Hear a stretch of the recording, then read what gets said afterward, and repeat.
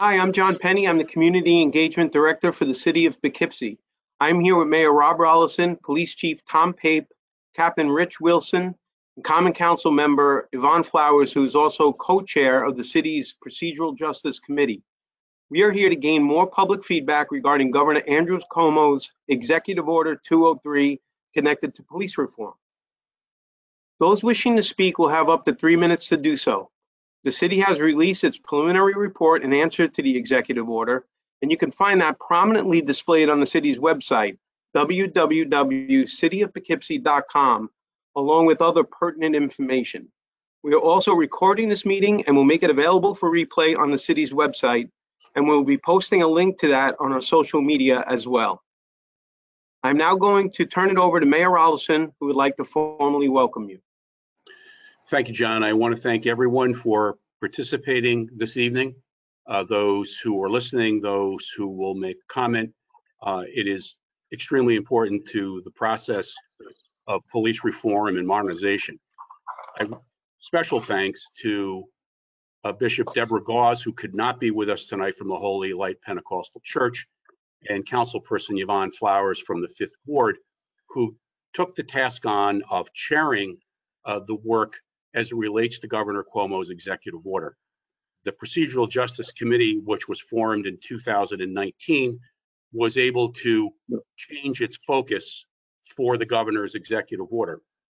And the conversation that had been taking prior to the Procedural Justice Committee, but then it became a more robust conversation on policing within the city of Poughkeepsie. I wanted to make sure that everyone knows that those conversations started, they're not going to end, and they're not going to end when the report is forwarded to the state. Those conversations are continuous. Those conversations are important to policing our community the way the community wants it to be policed. And collaboration and discussion is the most important thing you can have when you want to make sure that your citizens are heard and their concerns are heard, and the changes that need to be needed in any form of government, but here in policing in the city of Poughkeepsie, are met. And that's the most important thing that we hope comes out of this report, also comes out of tonight's meeting. And again, thank you, John Penny, for hosting this, and everyone for wanting to participate. Okay, so we're going to jump right into get some feedback from the public. There are a lot of people did sign up to register, and a lot of people sign up specifically to speak, which is terrific. So I'm going to take them in the order of how people registered for the meeting, and so I'm going to start with Brian Robinson. And Brian, I'm going to unmute you.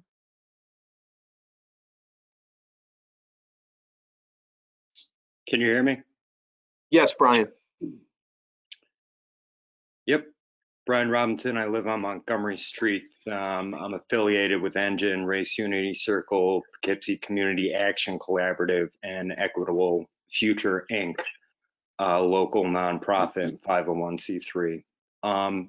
What you outlined in the document is a bunch of check boxes devoid of any measurable effect, something known in civil rights law as cosmetic compliance. There's a long history, one time frame being from the Civil Rights Act of '64 to today, of these methods being entirely ineffective. Mastering cosmetic compliance is nothing to be proud of. Really, it's nothing more than duping average people into believing you're doing a passable job. And the most terrible thing here is that it would take a similar amount of work to pull off real and meaningful change, if only you were willing to have that change take place. Regarding the Civilian Review Board, you say you still have questions, but those questions were answered. The Common Council answered them when a majority of them sponsored the bill with the measures it contained. The public answered them by coming out in overwhelming support. And the top law enforcement officer in New York, the Attorney General, Letitia James, has answered your questions in the same manner as the Common Council and the public. So the fact that nearly half a year later, 8 months since I first emailed the mayor about the legislation, you're still saying you don't have the answers is inexplicable to me. My parents were teachers, and even when the teacher is at the front of the class reading the answers to the test, there's bound to be one student staring out the window, picking their nose instead of writing the answers down. But that student rarely has the audacity to complain that they failed the test. It's embarrassing enough for a grade school student, but you're grown men drawing salaries and pensions and benefits off of us. So at this point, you should be in a realm beyond embarrassment, the realm of shame and guilt. The fact that you, command staff, and the PBA are willing to publicly state in comments, interviews, and writing that there are community members and stakeholders you're unwilling to listen to is appalling. The fact that the command staff member who I'm referring to has been disciplined in the past for refusing to take a complaint from a member of the public is unsurprising, given his recent statements qualifying who deserves to be listened to. But in a way, it's good. You've all gone on record with these statements. And in a way, it's good you produced this document and signed your names to it, because I think it'll serve as proof in the not too distant future of the waning days of old white men asserting their power and privilege to silence voices that speak up for equality and equitable treatment before the law. Okay. Thank you, Brian. You're over time, so I'm going to need to move on to the next speaker. And that would be Bill Rubin. You should be unmuted, Bill.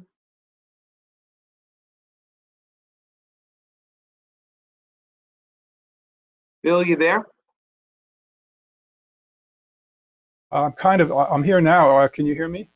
Yes, sir. Okay, good, because not used to this non-Zoom type of system. I had to click something to make this happen. Okay, my name is Bill Rubin. I live at 18 Eagle Lane, Poughkeepsie. I'm a member of Engine Race Unity Circle.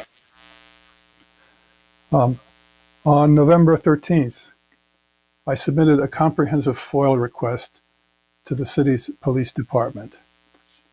My FOIL request stated that these records are for review by numerous community stakeholders who expect to be consulted by the mayor and police chief in the next few weeks, in accordance with Governor Cuomo's Executive Order 203. The next few weeks came and went, and I received no records.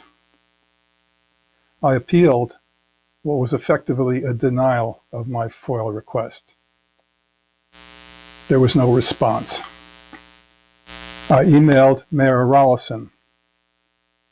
I reminded him that my FOIL request was for community engagement with Executive Order 203, and that it shouldn't be necessary for me to seek relief from the courts. You guessed it, still no response. So I filed an order to show cause and an Article 78 lawsuit, which is now in process. The city's preliminary Executive Order 203 response document claims that during the city's review, it has, quote, sought to promote community engagement, foster and build trust, fairness, and legitimacy. These are inspiring words, but in my experience, the city's deeds have not matched its words. Thank you. Thank you, Bill. Next up is Kathy Paluso. Kathy, I've got to find you here. I did see you.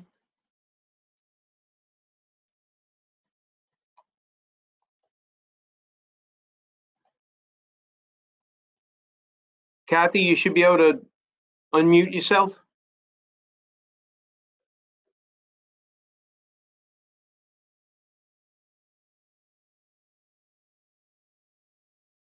Kathy?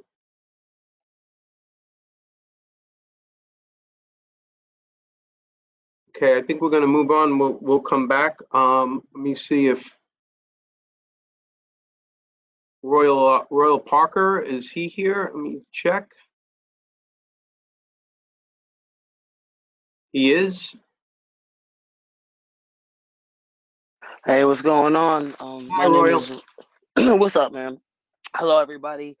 Thank everybody for being here. You know, I noticed some familiar faces there, so that's nice. I don't live in Poughkeepsie. I live in Pleasant Valley still. I was on the Dutchess County Executive Order 203 Committee for Police Reform and Reinvention. And, you know, I took a look at some of the things that y'all had looked at, and I saw it said 2 people that were instructed for masters and 4 instructors. I would like to see more people, you know, being trained with de-escalation. I noticed that your goal was like, you know, 100%. I think that the qualification should be higher, you know, for more people. We need more people that have a master's. We need more people that are certified instructors, things like that. Because when I noticed a lot of the things for in the order and like looking at how we are policing, something that I wanted to change and reinvent, you know, was the training. I think that the police should be trained in a different way. And I thought that it was studies show that, you know, as humans in general, we tend to learn better by interacting rather than sitting behind a desk looking at a PowerPoint. You know, like that type of training doesn't really stick. We don't really retain it as humans. So I'm looking at these officers, you know, and these law enforcement people similar. So hopefully a lot of the training that y'all do go ahead with and see forward are, you know, more hands-on, you know, get these guys and gals and people in uniform up and, you know, really getting some hands-on experience. One of my biggest letdowns, you know, I don't really know much, you know, but I saw that a lot of these things were just reoccurring, you know, like this policy manual specifically. Nothing was changed. You know, there was nothing that y'all could, nothing. Like, you know, I mean, maybe a little something, you know, just even just so it says it on paper, right? You know, that y'all did look over and we did notice this and we're going to change that. Once again, you know, I know we're short on time. You know, we looked at this really close for the whole county, and I just hope that y'all do the same thing and really take a look at it.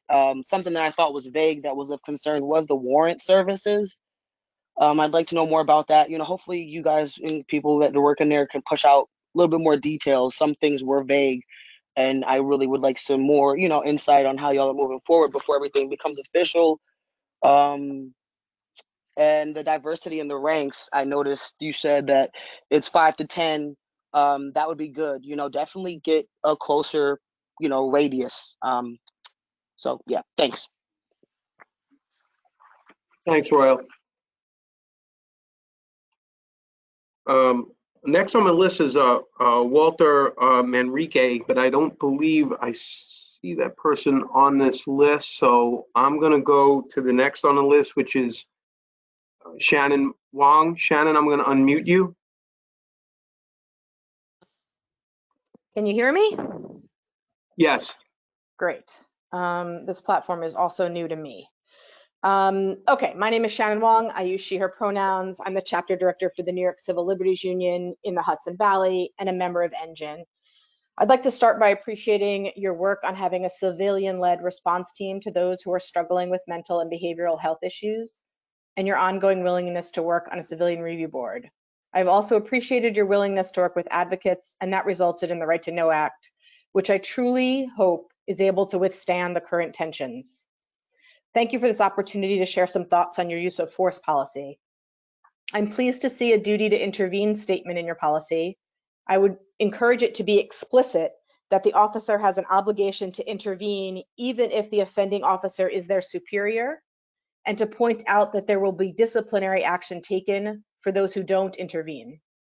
I would also encourage you to move the medical assistance section 300.6 up to the top so that it is clear that there is both a duty to intervene and a duty to provide medical assistance. Additionally, please consider adding items to your use of force policy. Many of these recommendations are supported by PERF, the Police Executives Research Forum, and the International Association of Chiefs of Police, and by advocacy groups such as Campaign Zero. It would be nice to see a focus on de-escalation as the first step and a clear expectation that officers reassess their use of force throughout the encounter. I'd also like to see included a test of proportionality and a prohibition against using force on a person who is in restraints.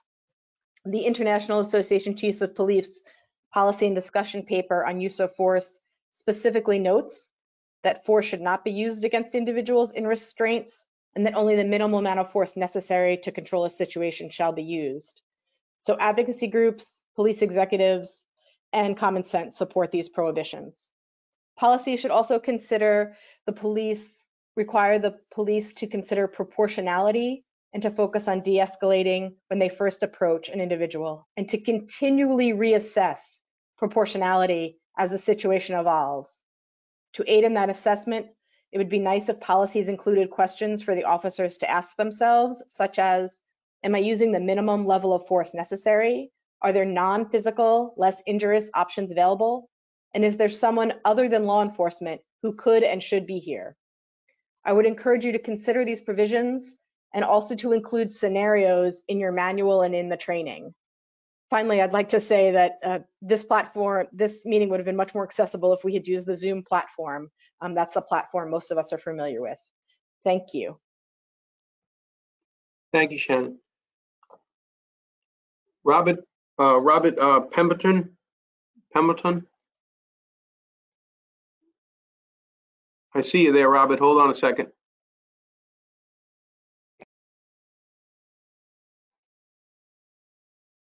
Go ahead. You should be able to unmute yourself.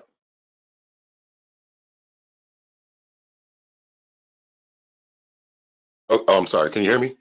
Yes, Robert. Good evening. Robert Pembington here from Stop the Violence Movement. I currently don't reside in Poughkeepsie. I reside in Lake George, New York. First and foremost, we can cherry pick any reform they have with any police department across America. Yes, a lot of it is the same language. I will take another route than bashing a reform bill that can be changed by the date set by the governor. This reform with police also is going to take the community to kind of reform in some ways. The rhetoric that we've been hearing for weeks, whether it's the Common Council meeting or meetings like these, is totally disgusting, and it doesn't benefit the community, nor reform, nor the police. We have to do a better job. I have multiple times worked with the City of Poughkeepsie Police Department in the administration, and would tell you head and shoulders that they are far beyond what is required by the state, just by the way they carry themselves. Anybody can recall June the 2nd, we had thousands of people descend on the City of Poughkeepsie with multiple threats, and the City of Poughkeepsie Police Department handled themselves the best of I've seen across this country, and I'm not exaggerating anything, especially when it comes to a small city like that, and especially where we were. It's going to take the community, it's going to take organizations to come to the table with positive rhetoric of how do we make it better on our side. We have to reform ourselves too as community members. And yes, the police plays a big role in our community, but so do we. It's not just the police, it's some of us too. We know, for instance, we know people who are not serving our community right, but yet we hold on to that quote unquote hood mentality and rhetoric, and then something happens and we're ready to get the police. We're ready when the police do something wrong, we're ready to call on them and call for their jobs, and if something is not being done in the community, it's their fault. It takes a whole community here. We all have to reform ourselves, our thinking, our mindset when it comes to police and community. The police have to do a better job. Of course, we know that, but they're trying, and they're doing a fairly good job. You look at the programs that are intact. I was a participant in the juvenile early intervention way back in the days with Miss Nanette and William Springsteen. So William Segrist. So I know how valuable it is to young people in setting them straight. We have a procedural justice. They're working on community review board or civilian review board. You have the right to know. But it is also going to take this community to want some real change and reform within their community. I'm going to kind of leave it like that. I've read over the reform a few times. I would just like to see maybe something about warrants and a something pertaining to no-knock warrants and stuff like that, because we don't want another Breonna Taylor incident, but we also don't want another George Floyd incident. And I think the police, the administration, I think the people, we all want that. We don't want that to happen again. But also getting up here week after week and time after time, every time we have an opportunity to bash our police department. In no way, shape, or form I'm ready to have Thanksgiving dinner, but I'm ready to bring my chair to the table of change without bringing the rhetoric of hatred and condescending talk and that. So I urge any organization out there tonight, it's a plea to you guys. Let's get together. Let's start a committee for change together and bring our thoughts and our concerns to the mayor, to the police department, to the PBA. And if you really want to change what's going on, encourage the young people and support them and support the ones who want to be in law enforcement and make a way possible for them to be on the PBA and make these kind of changes too. Robert, I need you to wrap up. All right, I apologize, guys. I appreciate the time. And like I said, we all have to make a change here. We all have to make a reform. Thank you. Thank you.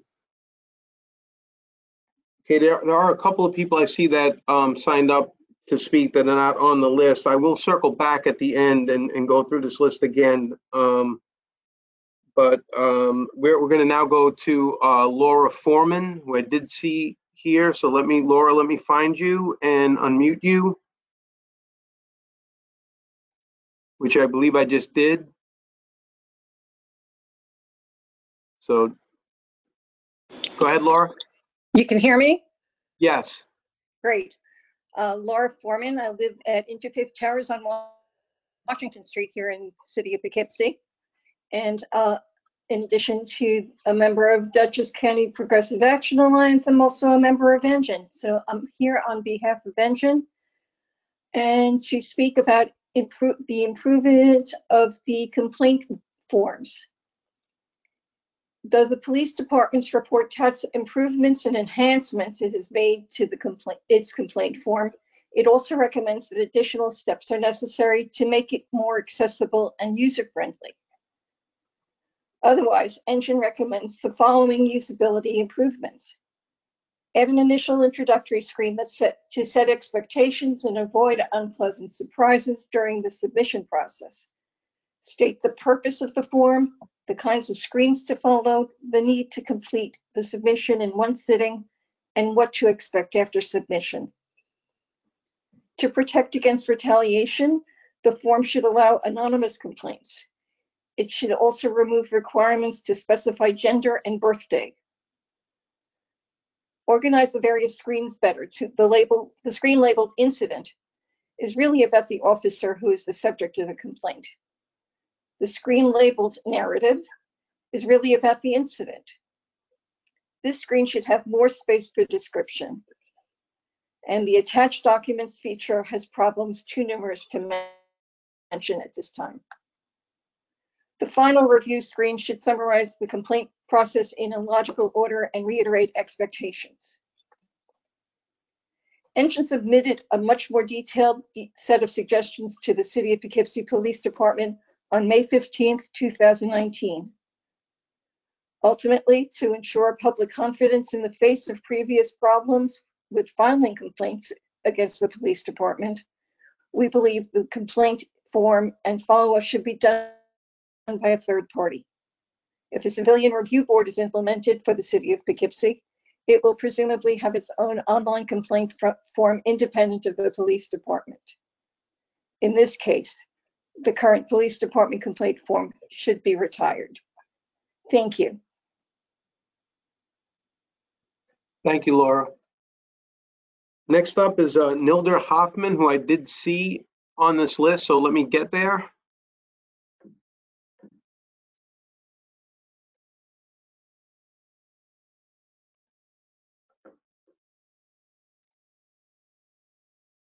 Nilda, you should be able to unmute yourself.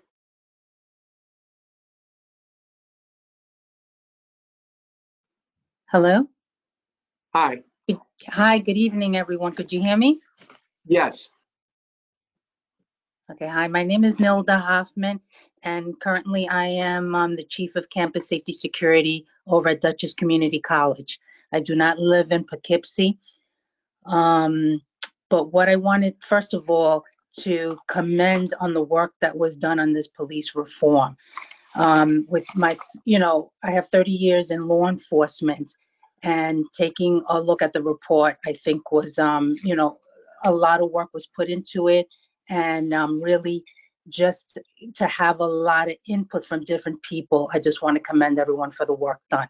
I just wanted to really, really make a recommendation. I don't know if this was already thought about, is there data that's going to be tracked? Many of the programs here, especially community programs for the young people, how do we track to see and determine how effective these programs are? And so I don't know if that's going to be done.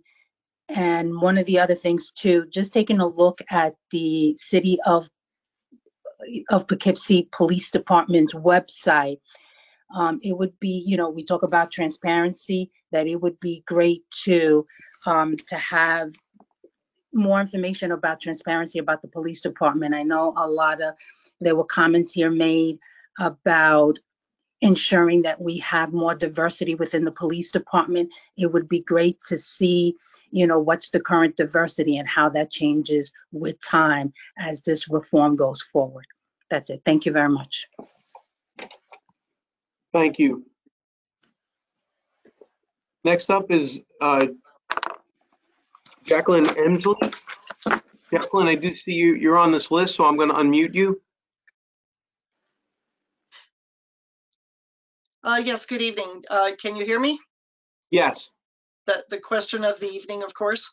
Yes, good evening. I'm Jacqueline Emsley, Ward 7, District 2, Lower Corliss Avenue.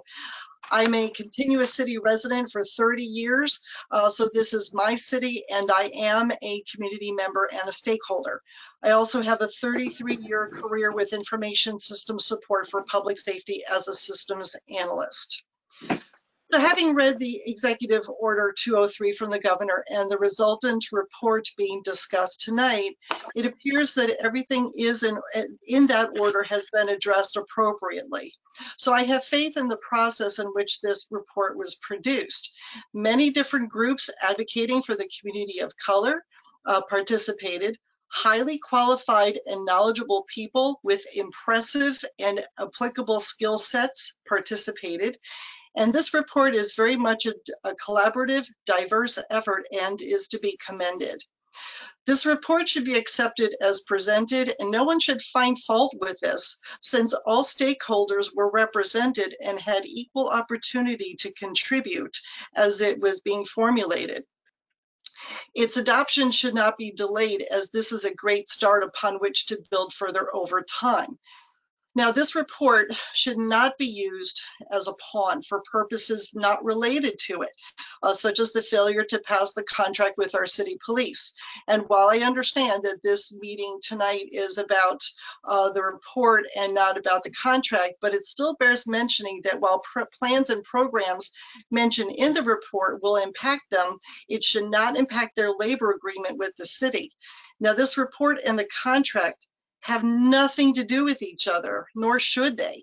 And these actions won't be forgotten, and further actions, of course, are going to be very carefully monitored. Please ratify or adopt this report now and get it to the state to affirm that the reform process is well underway. And to the members of the police department who are listening, stay the course. We need you, we appreciate you, we thank you, and we believe in you. The sooner this is completed, the sooner the city can continue to move forward together. Thank you. Thank you. Next up is Nick Garwin, or Garwin. And I think, Nick, I did see you here, so let me go down. We do have a lot of people on this call, or this meeting, which is great. So, Nick? Yep, can you hear me? Yes, sir. Okay. First of all, I know both Rob Rollison and Tom Pate and Yvonne Flowers, and all three, I can vouch for their integrity, their good faith, and have been extremely impressed ever since they've been in office with their performance. So I'm happy to make that acknowledgement. I also want to tip my hat to the courage and dedication of our police officers. It is the most difficult job, I think, in the city, and they do a really good job. The report, take it since Rob and Tom signed it, it's essentially their report, even though someone else may have done a lot of the draftsmanship. For the most part, is quite good, and I was impressed with it. But having acknowledged all of these good things about what's going on, it's not a great report, it's not perfect, and the city council is about to have its say about this issue, and they are charged, like everyone else I'm speaking of, with speaking for the community. And the city council has, so far as I can tell, been responsible in their approach to this. I want everybody to try to keep their criticisms of what this process has done and the product that we're talking about constructive. Sometimes the criticisms have not been constructive, and that's not really very helpful at this point. But I was listening particularly to Shannon Wong, and she made some very good points. And so this report probably is not quite a finished product. And I would hope that the city council gets their turn to improve it. And that we all, again, when this is done, I think we'll end up with something that we can take a lot of pride in. And that's just an optimistic view of how I think this process is unfolding. And it's my hope for the future that it continues and we all engage in this with civility. Thanks. Thank you. Next up is Jeff Amon. Jeff, I just have to find you here in the queue. It shouldn't take long.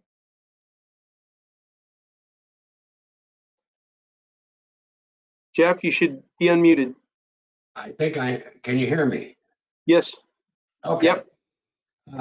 I've only gotten a chance to read this thing twice. I think it needs a third pass, right? Because there's a lot of information there. Overall, in terms of the policy directives that are in there, I really like the vast majority of what's there. I think it's moving in the right direction. I'm a strong supporter of, conflict resolution, de-escalation, crisis intervention, all that kind of stuff that, some training can help at. I'm still a bit worried about on the dealing with people with mental issues or drug addicts. And I'm a strong fan of the, I've seen it in action, the Dutchess County Crisis Intervention Team. I saw them in action, where they sent a couple of social workers in, and 50 feet away was a couple of sheriffs, right? For a lot of circumstances, it'd be nice if we could do that without the police being the point of contact. And I understand the difficulties with sometimes it's safe and sometimes you don't know, right? But I do, the problem is that when you do that, the price tag goes up. It doesn't save the police any money, right? The police still have to be present just in case. But I really like that approach. I like what I read there about the diversity in the ranks. I think that's, the shift to lowering the education bar is and then paying to help with the education is a great move. I'm just curious. The one thing that that we don't have is the residency kind of requirement. But I'm just wondering if it would be possible for funding and the police department to offer some kind of an incentive for officers to move into the city limits. Because I really like the idea of the officers living in the community that they serve. But if you could throw some money at them, here's 20 grand if you move into the city, I don't know how you do it, but anything like that might help. And I like the note on environmental design.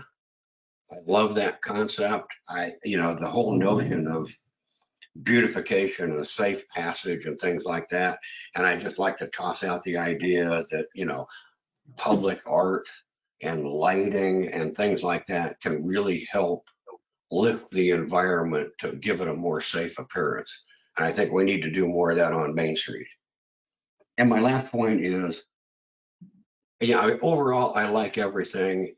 I wish there were metrics. And I think, a couple of speakers already brought that up. If we had, some actual measures to say what parts of the policies are working and what parts, might not be. So you can get feedback to where you need to tweak things in the future. Thanks, Okay. Jeff. You need to wrap up. You done? I'm done. Okay, thank you. Okay, Katie Castell. Katie, I have to find you. I did see you earlier, and I see you now, so I'm unmuting you. Katie, you should be able to unmute yourself.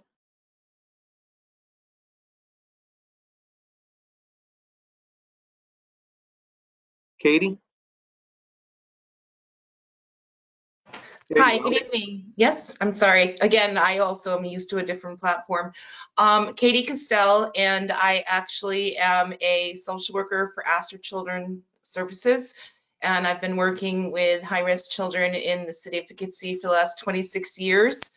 And I'm on tonight, this evening, just to hear about the police reform and to hear from the community, as I've been involved in the trainings for the CIT and for the police force, and very interested in the new collaborations with behavioral health that the MHA is doing with police, and just to know that the behavioral health clinicians of your community support you, because we know that we'd like to be available and that you are available for us for our safety.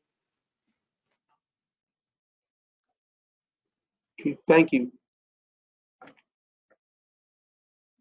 Diane Dixon, I'm going to unmute you in a second.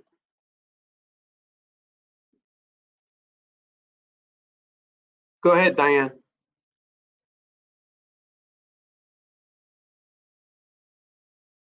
Diane, you should be able to unmute yourself. Hello. Hi. Yes, I want to give honor to God and my mayor and yourself, Mr. Penny. I grew up in Poughkeepsie and relocated back in. Currently, I am legally living, my address is Kingston, New York. I'm here in Poughkeepsie, being cared for by the community. I am temporarily, homeless. I had a fire in Kingston, but I am very loyal to Poughkeepsie. I don't know much about how the governor is actually trying to get this to go over, but I just want to encourage my mayor.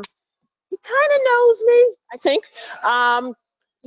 We can Poughkeepsie end. I can't go through everybody else. I could only kind of focus with Poughkeepsie, and maybe Kingston will join in. I don't know. We can somehow we can all agree on something comfortably that will benefit our community. We are all a part of each other. I remember only what I experienced, but today is a whole different. This is a whole different era. Things have changed, and I'm trying to change along with it. It's challenging for me. I'm kind of still stuck in the past. It was a very safe time, and it was a very happy time. So, but we are blessed with all these, new technologies, and we can really do better. I know we can. I know Poughkeepsie will be a leader in this reform movement. I would hope to see more minorities, diversity. I don't know if you do when you do like, in my field, CNA, we would do like $100,000, $1,000 bonus where we try to do the fairs to get more and applicants. Maybe, I don't know how you would go about doing it. I don't want to seem, one-sided. Diversity doesn't necessarily mean my race. I am African American or African Jamaican, whatever you want to call it. But just, women, we have transgender, just more diversity. And if we could meet more, meet somewhere, I know, have go to the Italian center and have I don't know, Italian dinner, and a community dinner. I don't know, we do so much here in Poughkeepsie. Like I said, I represent my little organization is trying to progress. It's not there yet. Many Faces mentorship for females. I think that a lot of women call for help. And I think, I think most officers are very sensitive to women. I have dealt with some rough ones, not physically rough, but, their tone of voice, how they speak. I'm not akin to hostility. I can behave, but I'm not used to that. But again, we have to be prepared. My son was considering the post in New Haven, and it's a very high risk area there in New Haven, Connecticut. But if he were to be an officer, I would worry for his safety. And he's an African American. He's born in Vassar Brothers Hospital. He loved women. He loved to break up domestic things. He's tried, and I'm like, you can't do that. Even an officer loses their life doing things like that. It's just, we have to look on both sides. Mr. Mayor, I know you're more than able, you and Yvonne and Dr. Watson and all those, that work with you. Have a great evening. God bless you. Thank you for having me. Thank you, Diane. Next up is, Isis Benitez. Isis, I did see you on earlier. Let me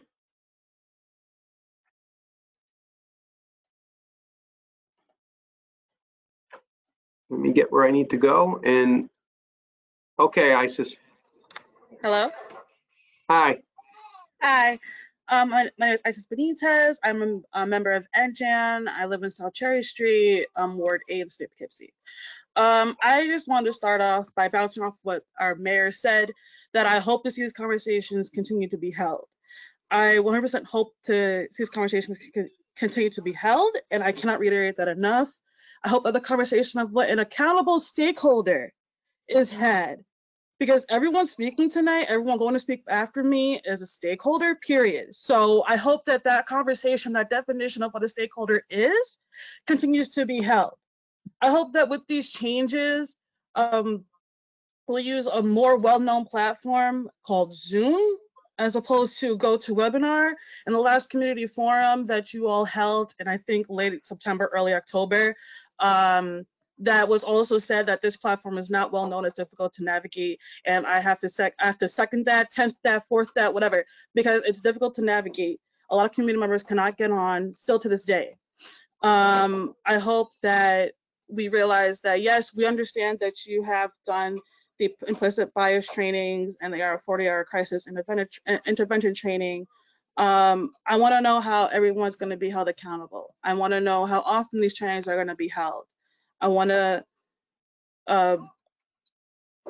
just understand that accountability is most definitely needed, period. And like, I can pretty much end it there, but I that's what needs to be held, is accountability. I want everyone to understand that we need diversity in the ranks, and that Poughkeepsie is predominantly people of color, and we need people who are fighting for us to look like us. If not, then no one's going to call the police. I certainly don't when I'm in a scuffle or anything like that. I'm horrified to, as a woman of color. I am horrified to call the City of Poughkeepsie Police Department when something happens.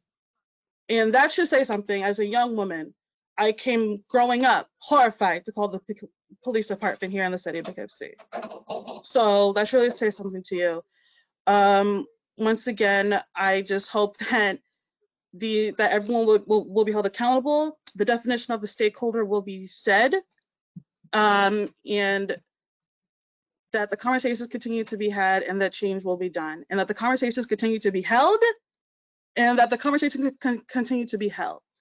And that's it. Thank you. Thank you, Isis.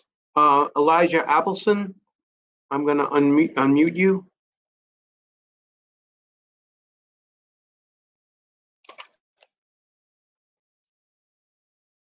Elijah, are you there?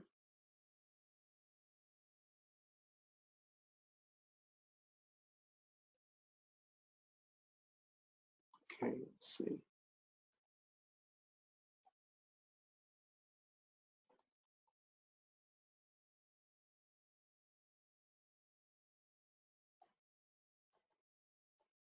Olivia Page, I'm going to unmute you. You should be able to unmute yourself. Hello. Hi. Hi. Elijah, who was just before me, apparently was unable to be unmuted. So I just want to second third what a lot of people have said. If you could please hold these on Zoom, it would be a lot easier, a lot more accessible. I looked over the executive order response. I'll introduce myself. My name's Olivia Page. I live on 23 LaGrange Street. I'm a student here in Poughkeepsie, and I looked over the response that the police department had, and I think that there are definitely a lot of things that have to change about it. And I want to support a lot of what people have said, and kind of push back against the idea that this could be anything finalized. There's a lot that needs to change, and a lot of people have given their opinions. So we really expect that after hearing from so many community stakeholders, you elected officials will take into consideration all of the work that we've done as citizens into looking into this and giving our opinion. There are a lot of specific things, but in general, I think that the main problem that this response holds is that there isn't a lot of content in it in regards to data. There isn't a lot of backing up. There isn't anything that's going to show any accountability procedures. And there's a focus on a lot of trainings, which have been demonstrated time and again to not be the most effective method.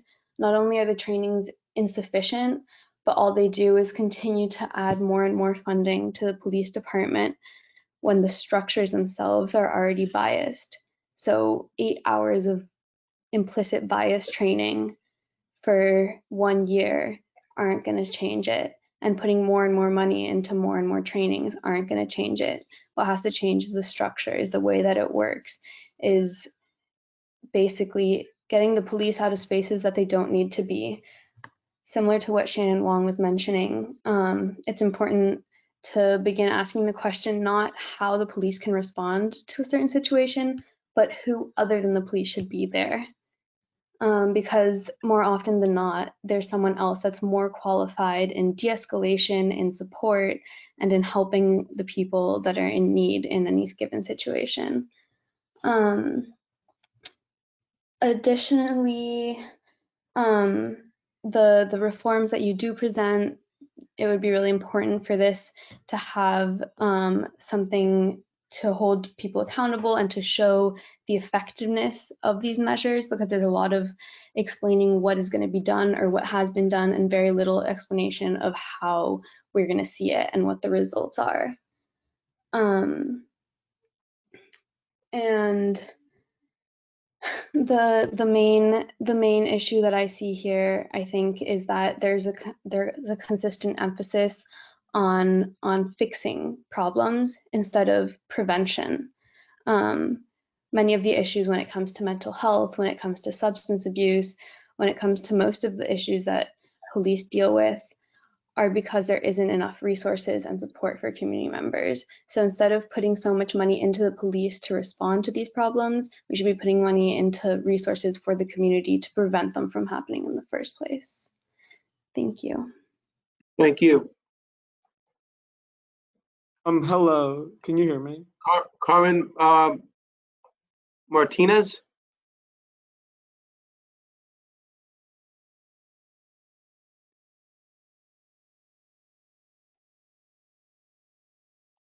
I believe Elijah was trying to speak. Okay, if I could get him to give me 1 Yeah. second, I'll go back to him. Give me 1 second. Can you hear me? Yes, we can. Okay, sorry about that. Yeah, I mean, I wish this was on Zoom so I wouldn't have to deal with problems like this. But anyway, yeah, my name is Elijah Appleson, and I'm a member of Engine and I Am Citizen. So as said before by many people, many different stakeholders, transparency is important. Transparency and public involvement are foundational principles of procedurally just policing. The department's recommendations claim that it has undertaken a number of initiatives to provide the public with information and increase transparency in an effort to strengthen relations and accountability. The report is vague beyond references to implementing body-worn cameras and improving the civilian complaint form.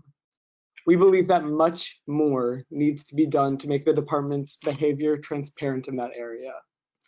3 areas in particular warrant significant changes: a commitment to notifying the public, soliciting its input in creation and revision of any policies, and subjecting it to any intensive public review, those policies likely to substantially impact community members. Reform the Procedural Justice Committee into a community advisory group called for in the policy manual, with a reduced number of police department personnel.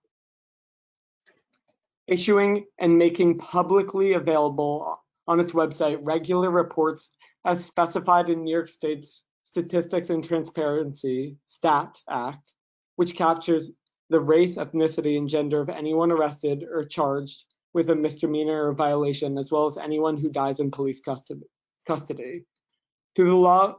Though the law requires police departments to report this information to the New York Division of Criminal Justice Services and the Office of Court Administration, making these monthly and annual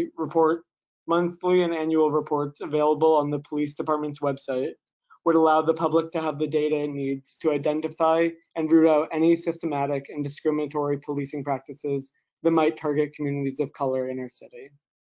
I also agree that the community has to undergo reform. I will not say that I don't.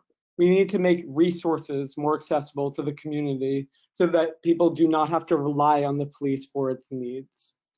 Also, while we need to reform the community, we need to abolish the police. Thank you. Thank you. Carmen Martinez?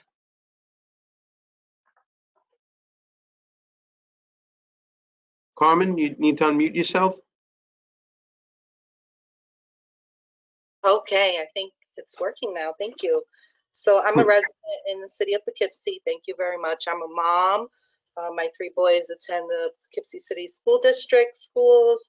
I'm also a member of the Harrison Street Block Association. I'm a family advocate. I'm all things in the city. I'm all in here. So I have a full commitment to the city of Poughkeepsie. We can do hard things is what I want to say, right? Many of us have. We can continue to do this, and I think if we come together as a community and really invest on how we can sort of envision and create the kind of space that we want and the kind of policing we want, we can do that. I really believe that firmly. 4 points I want to raise are, so first thing is mental health issues. I know a lot has been sort of going back and forth with that, but specifically mobile crisis response team. In fact, a lot of things I sort of see it as in teams. If there were a group of people that were just dedicated in crisis management and that they would be deployed whenever there's a mental health crisis going on, I think that that would make a huge difference. The same with the overdose response team. If you had a team of folks that knew how to go out there, deal with an overdose, and really, prevent. So talk with, people that are dealing with drug abuse and what the realities are, and getting NA connected. The other piece I wanted to raise was community engagement. I think that our young people would benefit a lot if they hung out with police officers in a more positive light. If there was money invested in field trips or activities that they can engage to with each other, and also really like cultivating from the community, right? So if you had community members policing as well, that might make a difference. If there was some sort of forum like this, where whether it be monthly, whatever the case may be, that you can have community members still interacting with law enforcement and sort of bouncing off ideas, or have a way to say, hey, on my block, there's been someone breaking in my backyard. Like, how do we work together to alleviate some of these issues? And then lastly, in terms of from a DEI lens, is really, so I know there's a lot of diversity training that has happened, or some of the things the folks that have spoken, but really have a representative in law enforcement that has that lens and can really look at systems and how we're continuously looking at disabling some of those systems that have perpetuated a lot of what we see. Whenever there's authority, I think for anyone, right, any adult, we have to find that right balance, and making sure that whatever lens we were raised in, that we sort of self-aware of our impact, right, as individuals. And then I think that might be it. Thank you, Carmen. You have hit the 3-minute mark, so if you could wrap up. I'm done. Thank you so much. Okay. Thank you. Darrett Roberts. Darrett, I'm going to unmute you. Just give me 1 second. Okay, Darrett, you should be able to unmute yourself.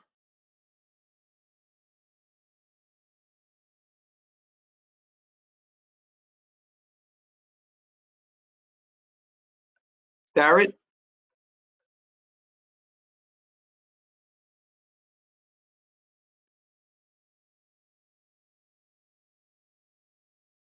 Let's see. Jeffrey Snyder? Oh, Jesus. Oh, excuse no. It's okay. Darrett, if you're there, go ahead, sir. I'm sorry. Okay, you can hear me? Yep, we got you. Okay. I'm going to talk about body cams and the community in general. As you know, I'm a member of Engine, the DCPAA. I've been a really long time resident of the city of Poughkeepsie. And what I want to talk about the body cam is the body cams, like we said, we have paid, we got them and we need to use them as effectively as possible, not only for the public at large, but also to protect the police in case there's something going on. The body cam and dash cams, both outside and inside the police car, will give us all an accurate picture of what really happened in there. And I feel that using them is the best solution. It's just one solution, but it's one of many solutions that we really need to have more contingency and more trust in the community. And I also want to say about the community at large is that we're trying. Engine have worked with you, Chief Page, and Mayor Ross, and we had talked to you, to you very, across the table, and we seem to agree on a lot of things.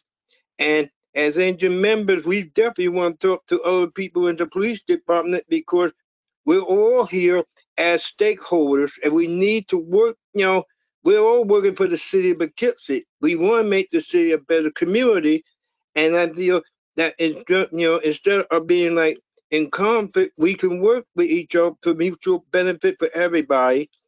And like I said before, I would love to see, more opportunity to work and help the police department, help the community, because if the community don't trust the police, as I said before, they're not going to trust them until they feel the police respect and trust them.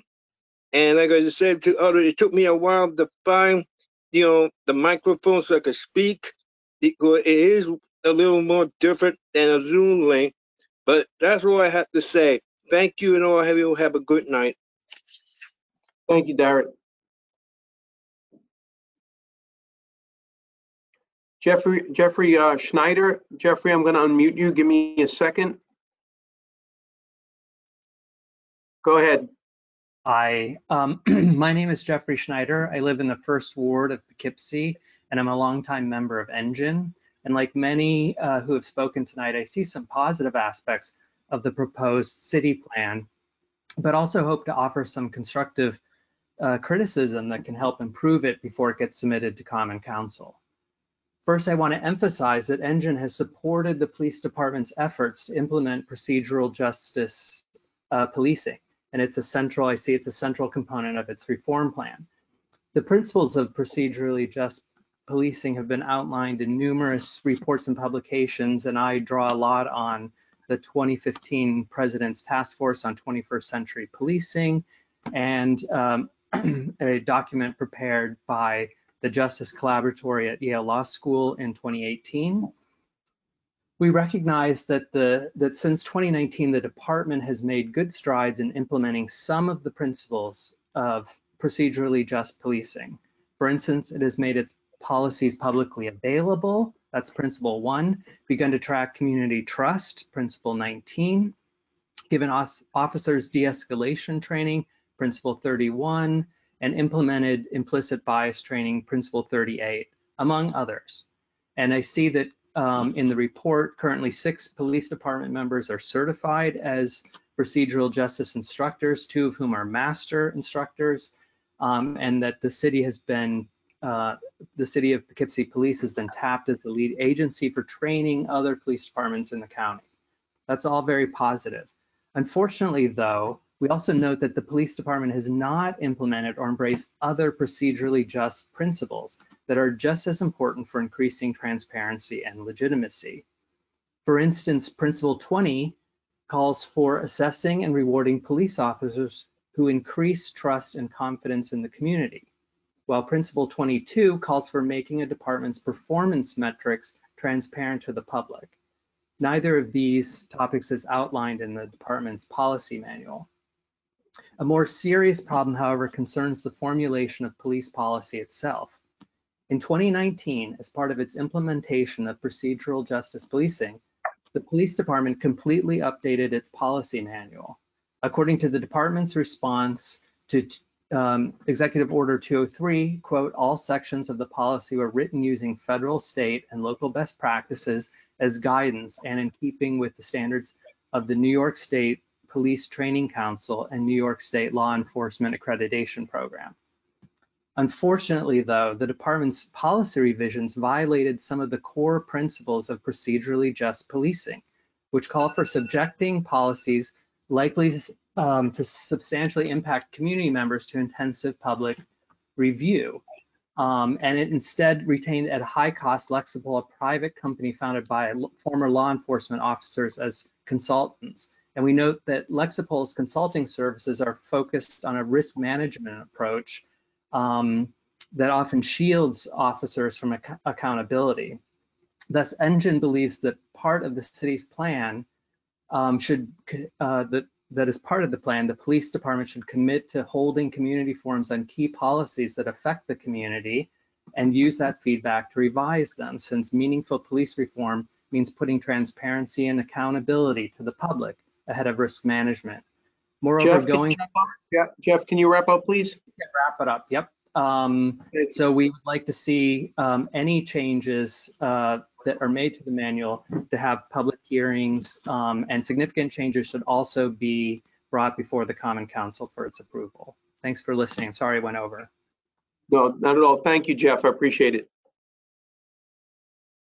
Matthew Carroll. Matthew, give me a second to unmute you.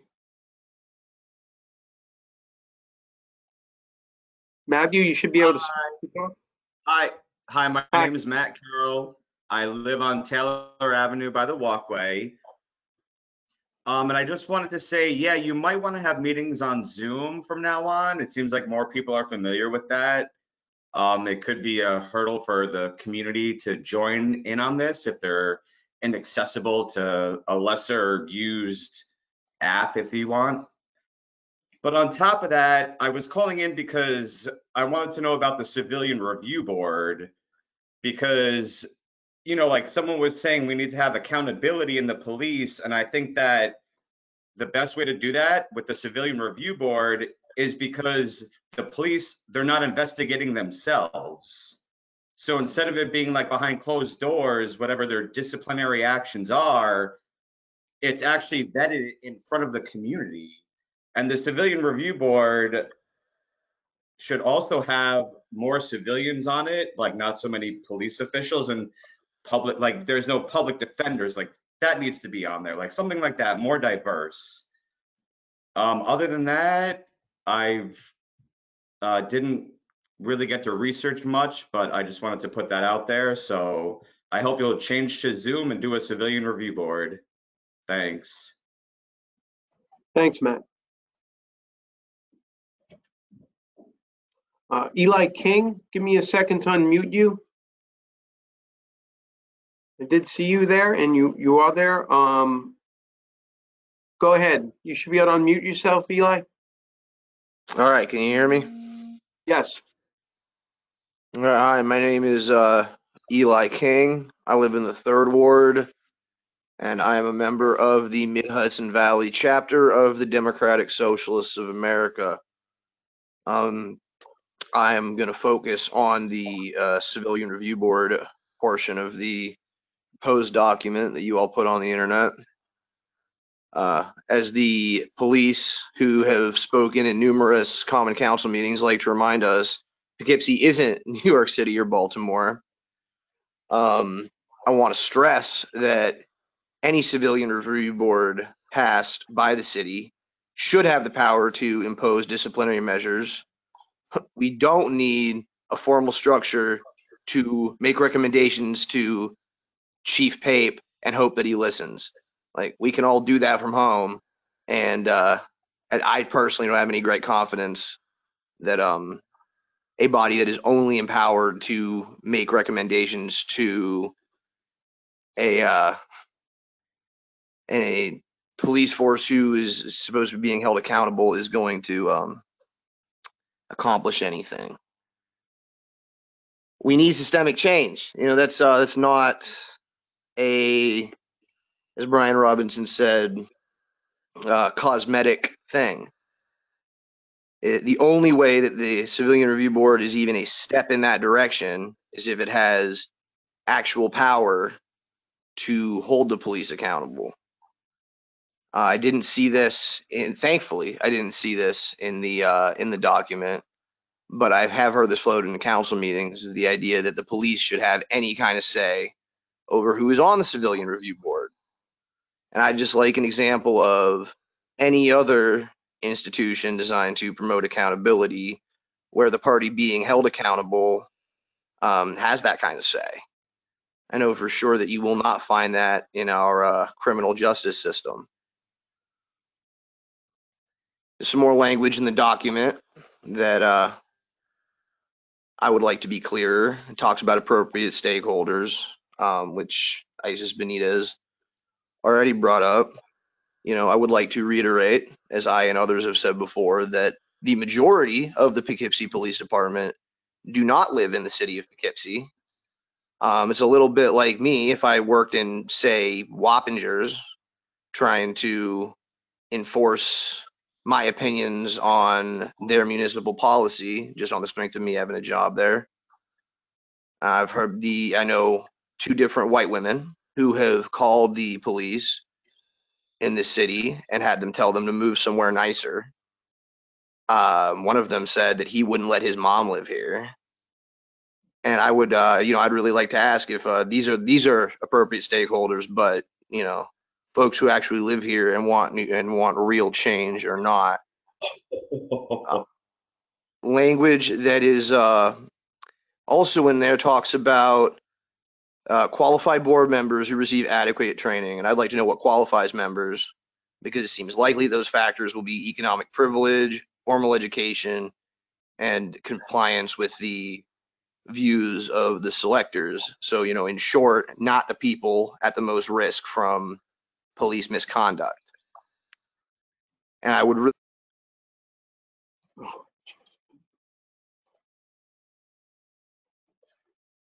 Time. Okay, that was time. And we're going to move down to the list. And Chris Tall.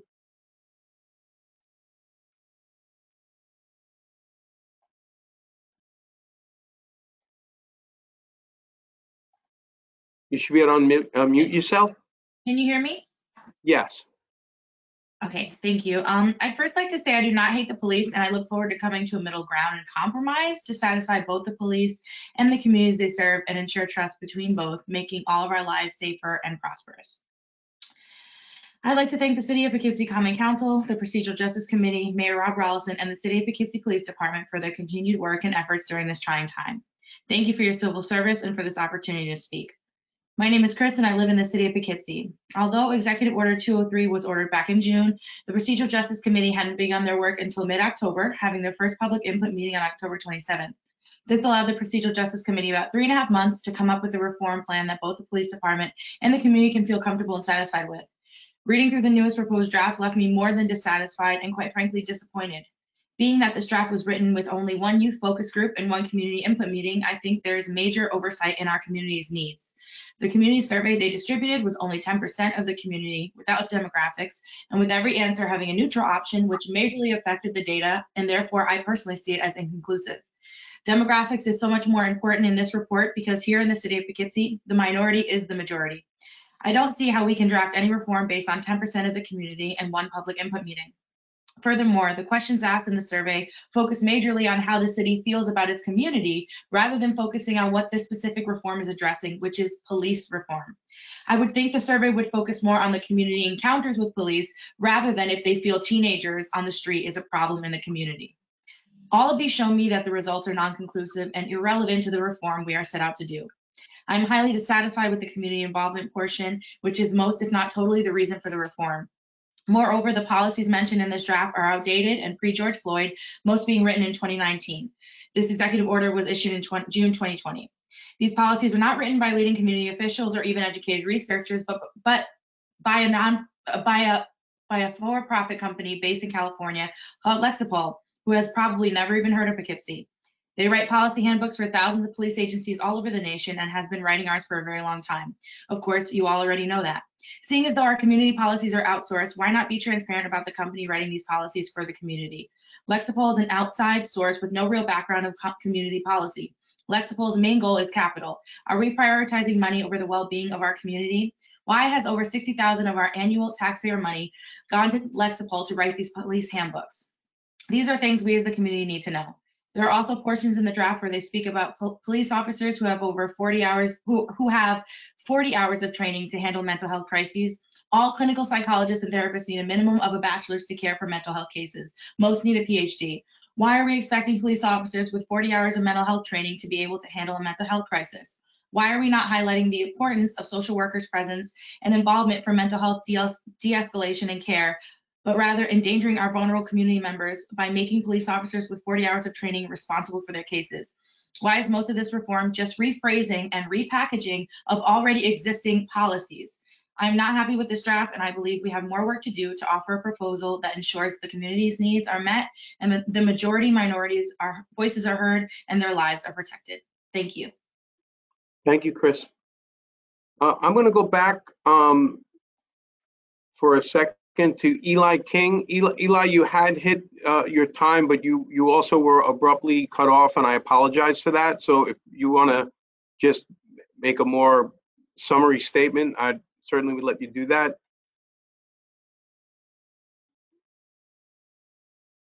Let's see if Eli. Yeah, I appreciate you coming back. That was my fault. Yeah. Really, the only thing I have to add is that it is insane that in a city where we can't get lines painted in the damn road, we're spending $15 million, over a third, I believe, or nearly a third of our municipal budget on a police department with full riot gear and an anti-personnel vehicle. Robert Pemberton mentioned their response. Their response involved agencies from all over the county and cops decked out in riot gear looking for a fight. Every other municipal program has been cut. People are talking about people needing their needs met.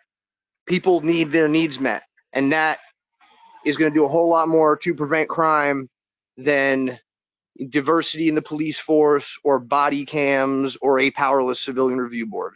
Thank you. Thank you. Mary Spriggs? You're unmuted. Mary, you there?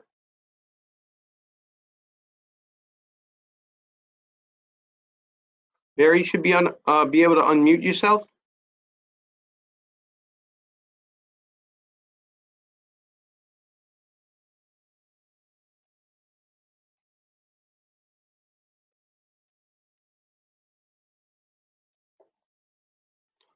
Okay. Okay, so that we've gone through the list of people that signed up. They're actually here to speak. So you're all should see an icon, a hand icon that you could raise. You could click to raise, and if anyone wants to do that to speak, if you haven't spoke already, I'll go down the list and we'll do that.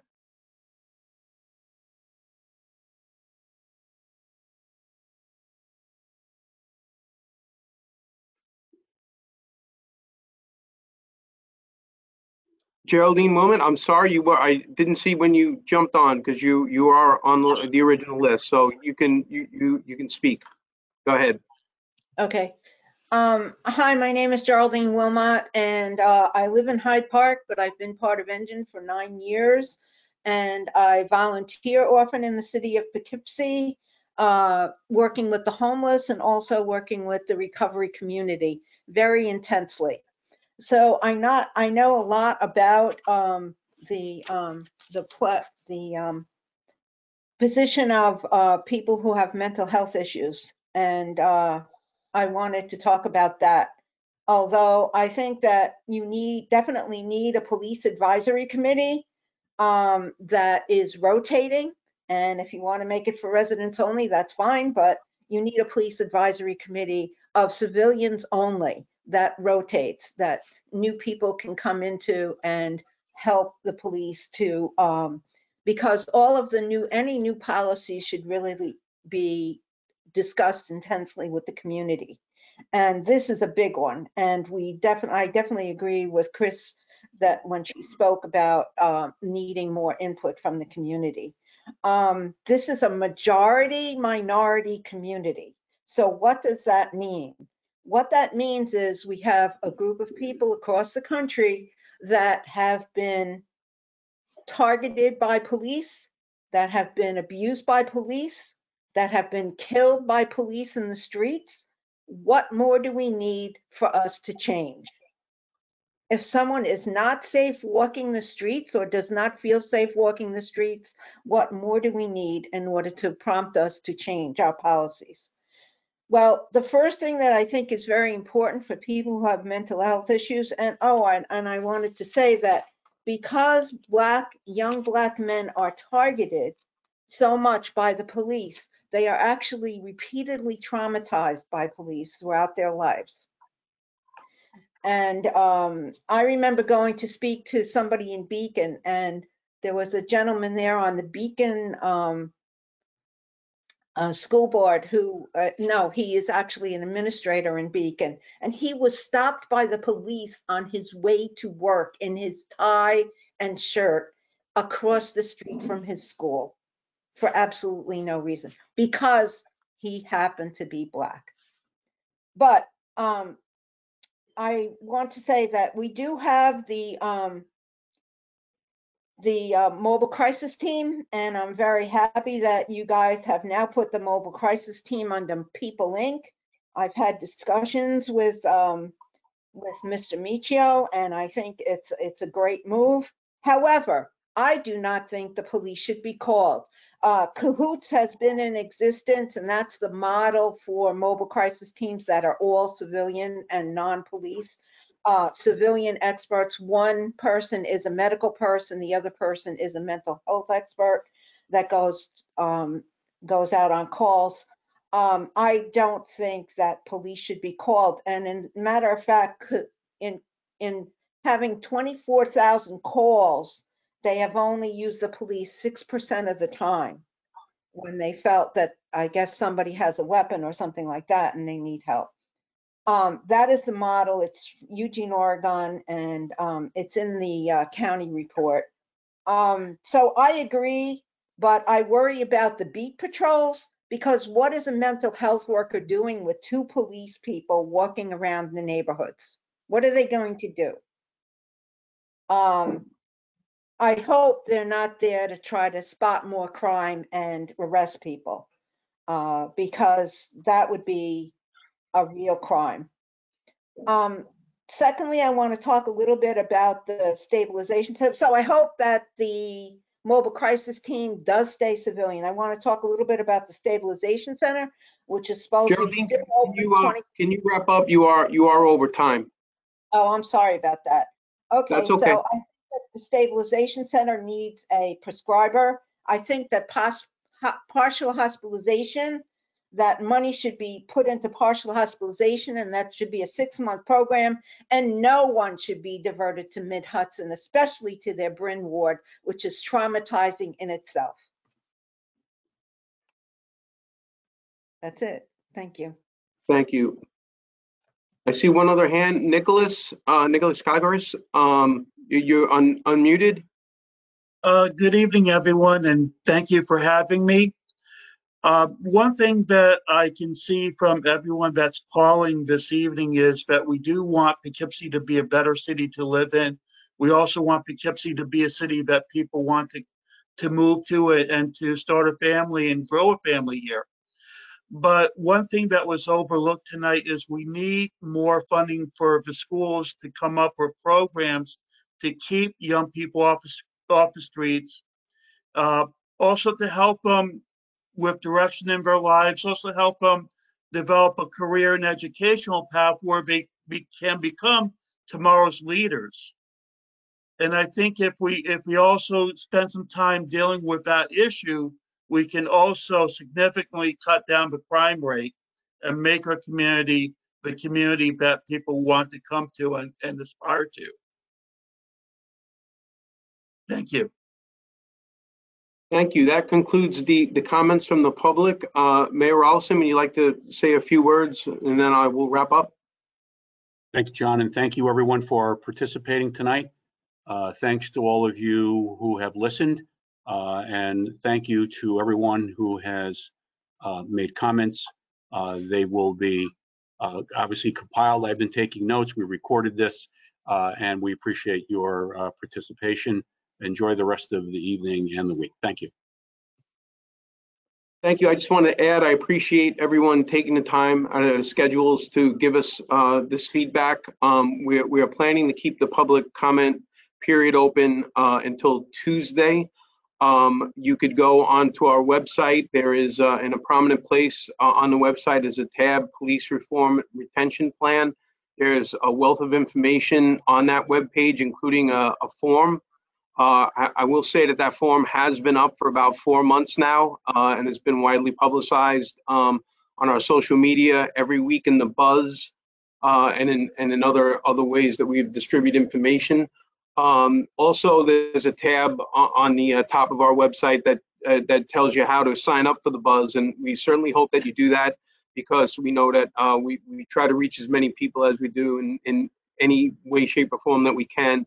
And the newsletter is certainly a good one.